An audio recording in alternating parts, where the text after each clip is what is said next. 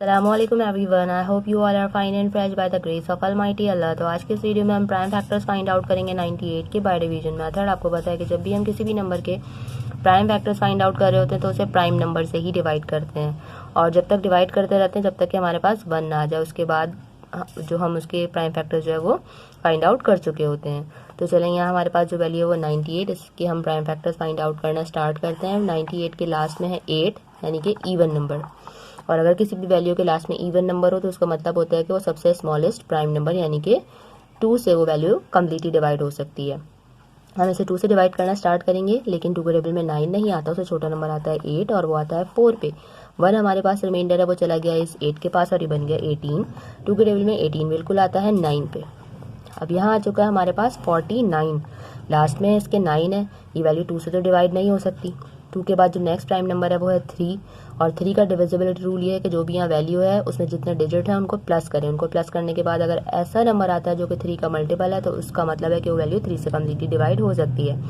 तो अगर हम 9 में 4 प्लस करें तो वो बनेगा 13। 13 बिल्कुल भी 3 का मल्टीपल नहीं है, यानी कि वैल्यू 3 से डिवाइड नहीं हो सकती। 3 के बाद जो नेक्स्ट प्राइम नंबर है वो है 5, और 5 का डिविजिबिलिटी रूल ये है कि किसी भी वैल्यू के लास्ट में 5 या फिर 0 हो वही वैल्यू 5 से कम्प्लीटली डिवाइड होती है, लेकिन यहाँ तो हमारे पास 9 है, इसका मतलब है कि वैल्यू 5 से भी डिवाइड नहीं हो सकती। 5 के बाद जो नेक्स्ट प्राइम नंबर है वो है 7, और 7 के टेबल में 49 बिल्कुल आता है 7 पे। तो यहाँ अब हमें इसे डिवाइड करना है 7 से। 7 के टेबल में 49 आता है 7 पे, यहाँ 7 है, 7 को हमें 7 से ही डिवाइड करना है। 7 के टेबल में 7 आता है 1 पे। यहाँ हम इसे कम्प्लीटली डिवाइड कर चुके हैं। ये तमाम जो है वो प्राइम फैक्टर्स हैं 98 के। अब इनको हम किस तरह लिखेंगे, हम यहाँ लिखेंगे prime factors of 98 equal to 2 multiply by 7 multiply by 7।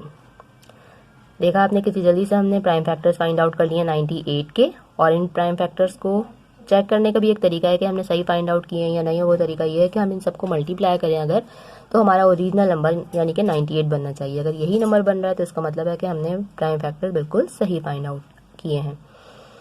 I hope कि वीडियो आपको अच्छे से समझ आई है। अगर वीडियो आपको पसंद आई तो लाइक और शेयर जरूर करें, मेरे चैनल को भी सब्सक्राइब करें। इंशाल्लाह बहुत जल्द मिलती हूँ आप सभी नेक्स्ट वीडियो में। अपना बहुत ख्याल रखिएगा। अल्लाह हाफिज़।